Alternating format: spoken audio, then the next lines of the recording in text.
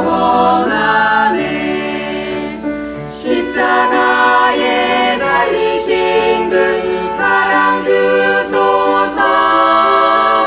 주의 생명 버리시며 내 죄 씻었네. 내 영혼 주님만 닮길 원합니다. 네 구절이네요. 6절부터 8절 읽고 그다음에 12절 읽겠습니다. 제가 6절부터 8절 읽고요. 우리 함께 12절, 26편 12절 마지막 절 같이 읽겠습니다. 6절입니다. 오 주여, 내가 무죄 안에서 내 손을 씻고 이로써 주의 제단을 두루 돌며 이로써 감사의 목소리로 주의 놀라운 모든 일들을 널리 알리고 말하리이다. 주여, 주의 집의 처소와 주의 존귀가 거하는 곳을 내가 사랑하였사오니. 자, 12절 함께 읽겠습니다. 내 발이 평탄한 곳에 서 있사오니 내가 회중들 가운데서 주를 찬송하리이다. 아멘.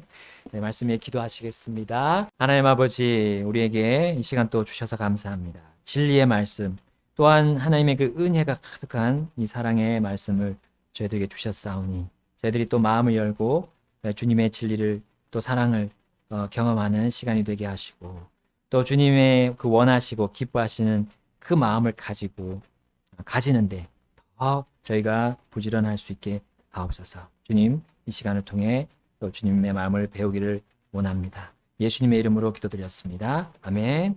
앉으시겠습니다. 오늘 오후 제목은 주가 계신 곳을 사랑합니다. 주가 계신 곳을 사랑합니다. 제목입니다. 우리 다윗의 지금 시를 계속 보고 있는데, 특별히 우리 다윗과 이 솔로몬 시대에 이스라엘이 참 가장 강대한 그런 시기였습니다.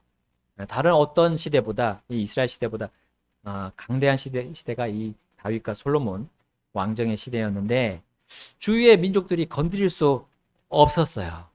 자, 그렇게 이 다윗과 솔로몬 시대 건드릴 수 없었던 그 원인이 어디에 있을까요?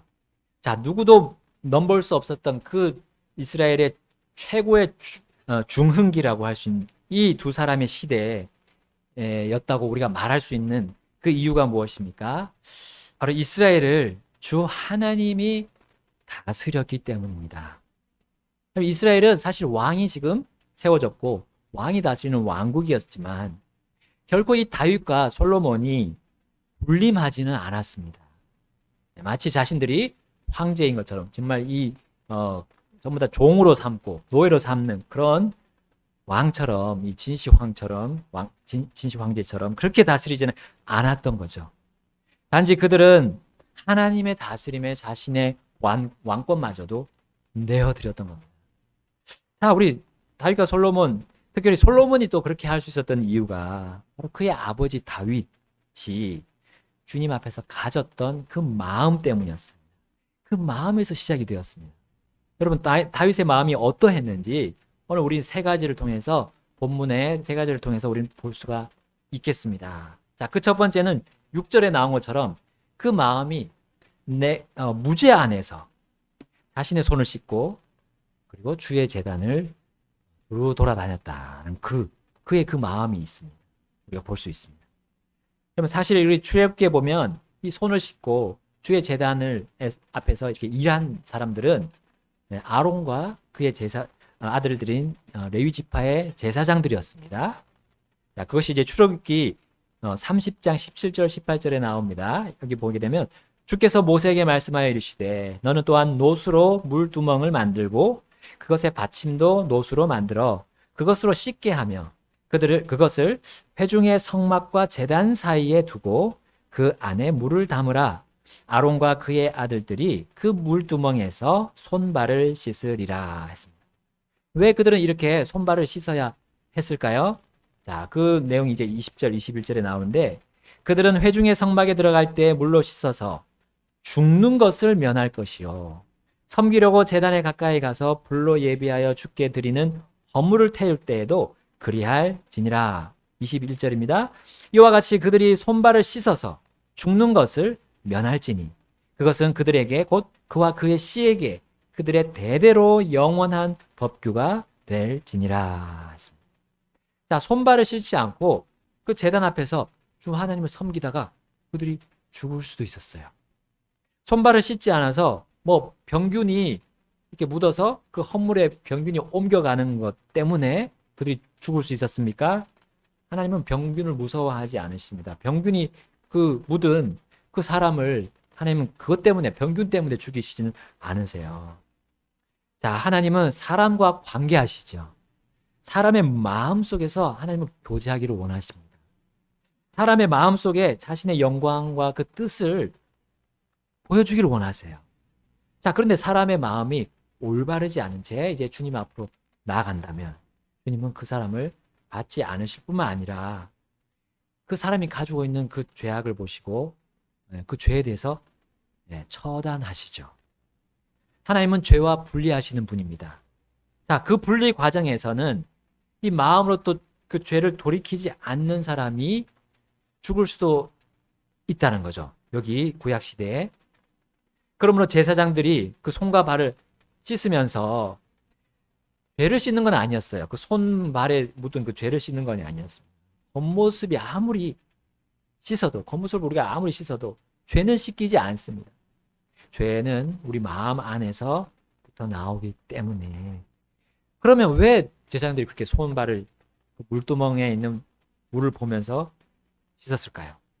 자, 그렇게 하면서 자신의 마음 안을 이제 들여다보는 겁니다. 손을 씻음으로 자신의 마음에 있는 그 혹시 더러워져 있는 그 마음을 보고 그 죄를 돌이키는 그 기회로 하나님께서 그렇게 삼아주신 거예요. 물두멍에다가 물을 채워서 마치 그것이 거울처럼 자신의 마음을 들여다볼 수 있도록 하나의 어떤 매개물로, 상징물로 그렇게 주신 겁니다. 자, 비록 다윗은 제사장들처럼 그런 성막 안에 들어가서 제사장들처럼 할 수 없었어요. 그러나 그의 마음만큼은 마치 제사장들의 그런 마음과 함께 했던 것을 우리 이 시를 통해 알 수 있습니다. 오 주여, 내가 무죄 안에서 내 손을 씻고 이로써 주의 제단을 두루 돌아나이다. 여러분, 제사장들은 놋으로 만든 물두멍 안에 손을 씻고 발을 씻었습니다. 그 놋 물두멍은 바로 무죄함을 상징함을 우리는 알 수 있어요. 사람은 무죄하지 않지만 그 물두멍과 그 물두멍 안에 있는 물은 사람의 모습을 비춰줍니다. 그리고 제사장은 자신의 마음을 마치 이 거울과 같은 물두멍을 통해서 들여다보는 겁니다. 그리고 바로 무죄하신 주님 앞에서 자신이 얼마나 극악한 그리고 더러운 죄인인지를 볼 수 있게 되는 거죠. 다윗은 그렇게 무죄하신 주님 앞에서 자신의 마음의 손을 씻었던 겁니다. 그리고 마음속에 마음속에 자리하고 있던 그 주님의 제단을 이렇게 도는 겁니다. 돌면서 무엇을 봤을까요? 그 제단에는 죽어있는 대속물을 봤을 겁니다. 그리고 또한 그는 자신의 죄를 완전히 구속하기 위해 대신 죽으신 메시아 그리스도를 미리 보았을 거예요. 나아가서 다윗은 이제 자신을 죄짓게 하는 그 육신이 거기 태워져 있는 모습을 봤을 겁니다. 그러면서 그는 자신의 삶을 그 제단 앞에서 완전히 주님 앞에 굴복시켰을 거예요. 여러분, 다윗의 이 마음 안에서 일어난 이 과정, 이 일련의 과정은 하나님과 동행하는 그리스도인의 그런 성화의 과정이라고 보면 됩니다. 이것이 그리스도인들의 신랑이시고 왕이신 주 예수님과 교제하는 그 교제의 정말 정석을 보여주는 표본이라고 할 수 있습니다. 여러분, 주님과의 교제는 이렇게 복잡한 공식이 필요하지는 않아요. 주님은 뭐 고난이도의 어떤 수학 공식을 막 대입해서 물리의 그런 공식들 막 복잡한 거 많잖아요. 그걸로 풀어야 하는 그런 문제로 우리에게 제시하면서 너 나와 교제하자라고 하지는 않으세요. 매우 단순한 공식으로 우리 주님은 같이 동행하자고 하십니다. 다윗이 즉위한 때는 어떤 때였습니까? 자기 눈에 옳은 대로 살았던 이 사사시대 그 잔재들이 여전히 있던 때였어요. 특별히 사울 왕의 그런 악정이 계속 이렇게 남아있던, 잔재가 남아있던 그런 때였습니다. 그는 이것을 바로잡기 위해서 취한 일이 뭡니까? 자신과 주님과의 교제의 회복이었습니다. 교제를 계속 점검하는 일이었어요. 이것만이 이스라엘 전체를 정말 주님의 손에 맡겨서 주님이 다스리시게, 그리고 주님이 지키시게 할 수 있는 유일한 길이었던 겁니다. 우리 베드로가 이렇게 또 증언했죠. 베드로전서 4장 19절에 그러므로 하나님의 뜻대로 고난을 받는 자들은 잘 행하는 가운데 자기 혼을 그분 곧 신실하신 창조자께 맡겨 지키시게 할지어다 했습니다. 창조자 하나님은 이 모든 것을 다스리시는 분이에요. 우리의 삶 한 분 한 분의 또 인생을 다스릴 수 있는 분입니다. 그리고 지키실 수 있는 분이에요. 그분께 맡겨 드릴 때 혼을 들어서, 마음을 들어서 그렇게 했다고 우리 베드로가 베드로전서에서 기록했습니다. 여러분, 우리의 교회, 또 우리의 가정, 또 우리의 사회와 우리 국가가 잘 되기를 바란다면, 여러분, 우리 각자는 각자의 마음을 먼저 지켜야 합니다. 곧 혼을 지키되 이 주님께 가서 그분께 완전히 맡겨야 된다는 거죠. 여러분, 사람의 그 신실함은 완전하지 않습니다. 그러나 하나님의 그 신실하신 창조자라고 했죠. 신실함은 100% 완벽한 신실함입니다. 이러한 주님께 우리가 순전함 가운데서 꼭 내 자신의 마음을 살피며 내 속중심에 거리낌이 없는 그렇게 그 상태에서 우리는 주님께 엎드리며 나아가서 주님을 올바르게 섬길 수 있는 겁니다. 여러분, 교회 안에서 모든 섬김이, 우리의 섬김이 이와 같아야 합니다. 그렇지 않으면 우리 섬김이 헛될 수가 있어요. 그 섬김이 오히려 나 자신을 높이는 어떤 그런 잘못된 결과로 이어지는 겁니다. 나의 지혜나 나의 명철이 드러나고 그것을 인정받고자 하는 어떤 그런 악한 마음을 갖게 되는 거죠. 자, 나의 섬김으로 이 교회가 혹시 지켜지고 유지되었다고 생각하는 것, 이건 주님 보시기에 참 어처구니 없는 것입니다. 우리 주님이 없다면 우리 교회가 지켜지실 수가 없었던 거예요. 다윗과 우리 믿음의 사람들은 바로 이런 잘못된 마음으로 우리가 향할 수 있기 때문에 이것에 대해서 그들을 경계했고, 성령님은 그들의 그 삶을 통해서 이 성경에 그들의 삶을 그대로 기록하셔서 우리에게도 그렇게 경계하게끔 하고 계세요. 바로 무죄 안에서 손을 씻도록 우리의 삶이 그렇게 되도록 하셨던 겁니다. 주님과의 교제의 끈이 그래서 끊어지지 않고 계속 이어질 수 있었던 거예요. 물두멍의 그 물과 같이 우리의 혼을 깨끗하게 하고 씻기는 그분의 말씀에 우리는 매일 매순간 주의를 기울여야 합니다. 바로 그것이 다윗이 가졌던 마음이었고 그의 실제 삶이었던 겁니다. 자, 그런 무죄한 삶이 이어질 때 그 다윗의 마음에는 어떠한 마음이 들었습니까? 이제 7절 말씀 우리 보겠습니다. 시편 26편 7절 함께 읽겠습니다. 시작. 이로써 감사의 목소리로 주의 놀라운 모든 일들을 널리 알리고 말하리이다. 그의 마음은 이제 감사로 가득하게 되었습니다. 주님과의 교제에 문제가 없으니까 감사가 떠나지 않는 거예요. 그러면서 그것이 목소리를 통해서 밖으로 나오게 됩니다. 자신만 그 놀라운 주님의 그 일들을 가지고 있을 수가 없었어요. 주님과의 그 관계의 좋은 것들, 유익들을 가지고 있을 수가 없었던 겁니다. 자, 우리 예를 하나 들자면, 지금도 우리 전 세계 치약 가운데 10년 연속 1위에 기록되어 있는 지금 그 치약이 있어요. 아마 미국산 같아요. 미국산 콜게이트. 들어보시는 분이 콜게이트 치약. 지금도 이릅니다. 지금 10년째. 이게 근데 처음에 이 사람들이 홍보할 때 초창기에 이제 홍보 요원들을 이제 민가로 보냈다고 합니다.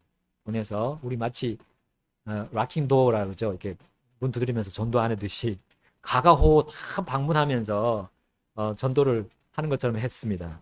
그래서 그 콜게이트 치약의 정말 장점을 일목요연하게 정리해서 알렸다고 합니다. 그 열정과 열의가 대단해서 결국 이제 콜게이트 치약이 엄청나게 사람들이 많이 쓰게 됐는데, 자, 이 놀라운 그 치약의 이점을 말했던 거예요. 그리고 치약 회사는 이제 급성장했고, 자, 그렇지만 우리 치약에 보면 이제 물론 완벽한 성분만 있지 않습니다. 불소라는 게 들어있죠. 불소. 불소는 적정량만 써야 되고, 또 이게 몸에 들어가면 이제 독소가 될 수 있으니까 거기다가 써놨죠. 삼키지 말라. 자, 다량을 쓰면 독입니다. 불소도. 자, 그러나 우리는 이것보다 사실 이 치약보다 더 좋은 것보다 완벽한 약을 우리는 가지고 있어요. 우리 그리스도인들은 완벽한 최고의 효과를, 무조건 효과를 내는 그런 약을 가지고 있습니다. 심지어 그 약은 결코 단 하나의 불순물, 독소도 들어있지 않아요. 그럼 그 약이 무엇입니까? 바로 신약과 구약으로 구성된 성경입니다. 그럼 이 약은 모든 사람을 구원하는데, 구원에 이르게 하는 그 권능이 있다고 말씀하셨어요. 그럼 이 약을 먹으면 어떤 죽을 죄인도 죽지 않고 영원히 살 수 있다고 말씀하셨어요. 진시황이 찾다가 찾지 못한 불로처가 다름 아닌 이거였던 거예요. 이 하나님의 말씀으로 깨끗하게 된 사람은 주님과 교제 속에서 계속해서 깨끗한 그릇이 될 수 있어요. 바로 성화되어 가는 거죠. 성화. 그리고 그 가운데서 이 다윗처럼 감사의 목소리로 자신이 깨끗하게 되었다고, 그 깨끗하다는 또 이유를 기쁘게, 그 콜게이트 치약의 그 홍보 요원들처럼 기쁘게 열정을 다해서 소개할 수 있는 겁니다. 여러분, 이 놀라운 하나님의 일들 아닙니까? 이것을 우리가 감사의 목소리로 널리 전한 자가 다윗이었던 거예요. 여러분, 구원받은 자가 성화되어 가는 것, 이것은 곧 세상으로부터 분리하여 자신을 깨끗하게 유지한 뒤에 주인이 쓰기에 합당한 그 귀한 그릇이 되도록 하는 일입니다. 주인이 쓰기에 합당하고 깨끗한 그릇을 주님은 귀하게 사용하십니다. 주님은 그를 사용하셔서 이 자신의 약속한 이 말씀들을 그 사람을 통해서 증명해 주시는 거예요. 바로 다윗이 늘 자신의 마음을 살피고 주의 말씀으로 깨끗하게 유지했으므로 그의 통치 시대부터 해서 아들의 통치까지 이스라엘은 긴 중흥기를 보낼 수 있었던 겁니다. 이전과는 다르게 그 주위의 어떤 민족들도 이스라엘 앞에서 꼼짝하지 못했어요. 심지어 솔로몬 이후에도 이제 유다의 대부분의 왕들은 이 바로 주님이 통치하시는 것에 자신을 대부분의 왕들이 그렇게 맡겼습니다. 물론 몇 사람이 그렇게 못했지만 바로 그 중심에는 바로 다윗이 있었던 거예요. 다윗과 비교를 합니다. 그 왕에 대해서. 다윗처럼 다 하지는 못했지만 선했다라고 이렇게 많이 기록이 되어 있어요. 자, 그 왕들은 바로 다윗의 마음의 그 어디를 향했음을 보았습니까? 다윗의 마음이 항상 어디를 향했음을 그들이 보았기 때문에 그렇게 주님 앞에서 선했습니까? 이제 세 번째로 그 다윗의 마음 속에는 이 마음이 있었어요. 8절 말씀 우리 함께 보겠습니다. 8절 시작. 주여, 주의 집의 처소와 주의 존귀가 거하는 곳을 내가 사랑하였사오니. 다윗은 주의 궤를 가져오는 그 일에 열심이었죠. 또한 가져온 후에도 그의 마음이 이 주의 궤가 있는 그 성막, 바로 주의 집을 향하고 있었어요. 가지고 오고 그냥 끝 한 게 아니라 계속해서 그 주의 궤가 있는, 주님이 계시는 그곳을 향했던 겁니다. 다윗이 그 왕의 그 일을 할 때 그 사악한 자들이 그 주위에서 항상 호시탐탐 그를 넘어뜨릴 기회를 엿보고 있었어요. 계속 그에게 공격을 가했고, 그리고 그 다윗은 그들과 타협하고자 하는 그런 마음도 들었을 겁니다. 그러나 그는 경계하고 그것과 계속 싸워야 했어요. 그때 그 싸움에서 이길 수 있는 유일한 그 원천이 바로 주님께 있음을 그는 확신했던 겁니다. 그러므로 그의 마음이 주님이 계신 그곳을 향하고 그곳을 사랑했던 거예요. 주님을 의지하고 신뢰하는 길이 승리의 유일한 방법임을 그는 믿고 나아갔던 겁니다. 그는 말이나 병거를 신뢰하지 않았습니다. 오직 주님이 거하시는 마음, 곧 주님의 집에 처소와 존귀가 거하는 그곳을 사랑했습니다. 자, 이제 내부의 원수들이 다윗 앞에 있었습니다. 다윗을 엿보고 조롱하고 얕보고 조롱하고 또 비방하면서 업신여겼던 거예요. 그의 왕위와의 도전을 하고 또 다윗을 왕으로 대접하지 않고 또 그를 귀히 여기지 않았음을 그 다윗은 굉장히 많이 그 마음에 토로하는 부분이 시편의 구구절절 나오고 있습니다. 바로 그러므로 다윗은 사람들을 기대하지 않았습니다. 주님만을 그는 기대했습니다. 주님이 자신을 귀하게 보시고 자신을 인도해 주시는 확실한 분임을 알고 자신의 통치권을 주님께 맡겼습니다. 그러므로 다윗은 주의 집, 특히 존귀가 거하는 곳, 그것으로 주님이 계신 그곳을 그렇게 믿고 사랑했다. 자신을 존귀하게 보시는 분은 주님이시다라는 거 하면서 그는 세상을 바라보지 않았습니다. 세상에 잘 꾸며지고 아름답게 장식된 그 집을 존귀하게 보지 않았습니다. 주님이 계신 곳을 존귀하게 바라봤습니다. 그래서 다윗은 다른 시들에서도 이 부분에 대해서 더욱 강조하고 있습니다. 이제 바로 뒤에 있는 27편의 4절을 보겠습니다. 27편 4절 말씀 우리 함께 보겠습니다. 시작. 내가 주께 바라던 한 가지 일 바로 그것을 구하리니 그것은 곧 내가 평생토록 주의 집에 거하여 주의 아름다움을 바라보며 그분의 성전에서 여쭙는 것이라. 아멘. 예수님이 이 성전을 보고 기도하는 집이다라고 말씀하셨어요. 바로 다윗이 그 성전에 사모하면서 거기 주님이 계시기 때문에 거기 가서 주님께 여쭈었던 거예요. 사랑했어요. 자, 우리 또 시편 84편으로 한번 가보겠습니다. 시편 84편 제가 1, 2절 읽고 3절, 4절 함께 읽겠습니다. 만군의 주여, 주의 장막들이 어찌 그리 사랑스러운지요. 내 혼이 주의 뜰을 사모하여 참으로 세약하게 되었사오니 내 마음과 육체가 살아계시는 하나님을 구하며 부르짖나이다. 함께 읽겠습니다. 오 만군의 주 나의 왕 나의 하나님이여 참으로 참새도 집을 찾았고 제비도 제 새끼를 둘 보금자리 곧 주의 제단들을 스스로 찾았나이다. 주의 집에 거하는 자들은 복이 있나니 그들이 언제나 주를 찬양하리이다. 셀라. 아멘. 여러분 구약의 성막 그리고 성전을 우리 주의 집이라고 부르지요. 자, 다윗의 마음은 항상 주가 계신 그곳을 향했던 겁니다. 거기에 복의 근원인 주님이 살아 계셨던 겁니다. 만약 그렇게 하지 않으면 그는 주가 계신 반대편으로 눈을 돌렸을 거예요. 그곳에는 무엇이 있습니까? 자, 오늘 본문의 말씀처럼 허탄한 사람들이 허영심을 가지고 그를 그 허영심의 의자에 앉히려고 대기 중이었어요. 또 위선자들과 함께 다니는 회를 칠하여 아름답게 깐 길이 있었습니다. 위선자들이 다니는 회칠한 그런 아름답게 깐 길이 있었다. 또 거기에는 악을 행하는 자들의 회중이 있었어요. 어떤 큰 모임이 거기에 있었습니다. 그리고 거기에는 값비싸고 질 좋은 의자가 탁 거기 놓여 있는 거예요. 그쪽으로 갔으면 다윗이 거기에 탁 앉아서 평생 누렸을 것. 그러나 그곳은 한 가지 결코 평탄한 곳이 아니었습니다. 다윗은 그 곳이 어떤 곳인지 이렇게 묘사합니다. 26편 9절부터 10절 제가 읽겠습니다.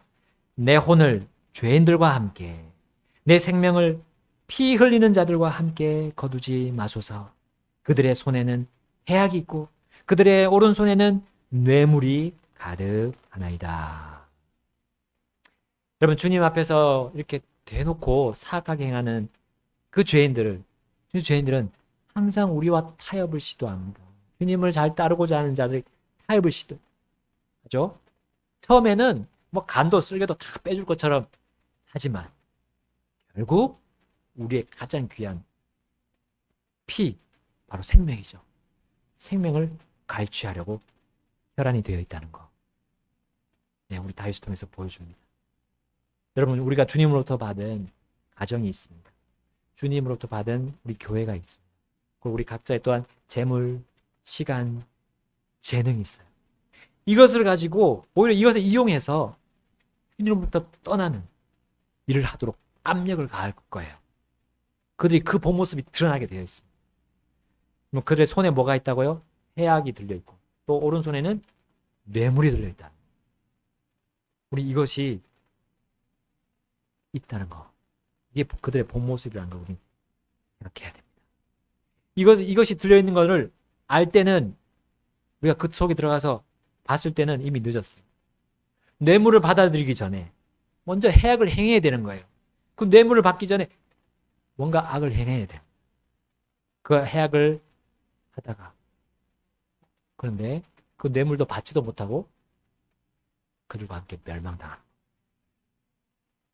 여러분, 우리 그렇게 되지 않기 위해서 다윗은 주가 계신 곳, 그 존귀한 곳을 사랑했던 거예요.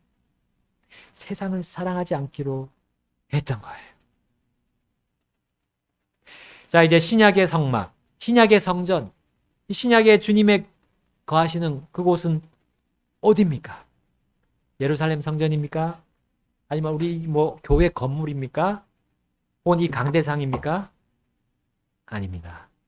주님을 모시고 있는 우리의 몸과 혼과 영입니다. 우리 각자의 몸과 혼과 영입니다. 주님을 그래서 이렇게 모신 사람들이 모이는 교회, 우리들이 또한 성전입니다. 주님의 집입니다. 이것을 사랑하는 자들은 주님을 사랑함이 나는 거예요. 내 몸과 내 혼을 마음대로 굴리지 않을 겁니다. 이 세상의 허탄한 자들과 이 위선자들과 사악한 자들에게 나 자신의 혼을 넘겨주지 않을 겁니다. 그들은 내 혼을 사실 사랑하지 않아요. 사랑하지 않습니다. 내 혼을 귀하게 생각하지 않습니다. 주님을 거부하는 자들은 내 혼에게 평탄함을 결코 주지 못합니다. 주님의 처소를 사랑하지 않는 자들은, 주님의 교회를 사랑하지 않는 자들은 주님이 존귀하게 여기는 이 교회를 사랑하지 않는다면 어떻게 됩니까? 그 마음이 주로부터 떠나서 흔들리는 거예요. 지진이 일어나지 않았는데도 흔들리는 거예요. 그가 디딘 곳, 가는 곳마다 흔들리는 거예요. 왜냐하면 거기에 주께서 없기 때문입니다. 거기는 주님이 없기 때문에. 다윗은 주님이 계신 곳을 마치 보금자리처럼 사모하고 사랑했습니다. 여러분, 우리는 주님이 계신 곳인 내 혼을 귀하게 여기는가 생각해 봅시다. 내 혼을 지키려고 주님 앞에 늘 나아가고 있습니까? 주님의 말씀으로 지켜야 하는데 주님의 말씀이 내 마음속에 충만하고 가득한가? 한번 물어봅시다. 주님이 계신 교회, 그리고 주님의 계신 교회, 이 주님이 계신 교회를 우리 모두 다 함께 귀하고 또 귀하게 여기고 지켜야 하는데 그 일에 함께 하고 있습니까? 그렇다면 우리는 다윗과 같은 그 간증을 하면서 심지어 우리가 지진이 일어나도, 진짜 지진이 일어나도 우리는 흔들리지 않을 거예요. 우리는 흔들리지 않을 겁니다. 바로 주님을 오히려 더 넘치게 섬기고 더 기쁘게 찬양할 수 있을 겁니다. 우리 시편 마지막 26편 11절과 12절을 함께 읽고 마치겠습니다. 그러나 나로 말하건대 나는 나의 순전함 가운데 걷겠사오니 나를 구속하시고 내게 긍휼을 베푸소서. 내 발이 평탄한 곳에 서 있사오니 내가 회중들 가운데서 주를 찬송하리이다. 아멘. 네, 우리 오늘 주님께 내어놓는 일, 주님의 말씀 안으로 매일매일 나아가는. 그리고 우리 그렇게 하고 있는 우리 사랑하는 지체들이 모여서 함께 주님께 그렇게 찬양 드릴 수 있는 이 교회 사랑하고 또 귀하게 여긴다면 주님께서 우리를 놀랍게 또 들어 사용해 하셔서 영광 받으실 것입니다. 우리 다 함께 나가서 기도하시겠습니다. 내 마음이 근심에 사로잡혀 있을 때 주께서 말씀하셨네. 두려워하지 말라. 모든 짐 내려놓고 주님 손에 맡길 때 내 영혼 자유함으로 가득 차게 되었네. 주님께서 완전한 길을 알고 계시니 주님께서 인도하사 줄 때 이루소서. 주님 나의 선한 목자 나는 양이니 주 안에 거하리. 날 사랑하신 주 주의 영상 닮아가니 내가 원하네. 십자가에 달리신 그 사랑 주소서. 주의 생명 버리시며 내 죄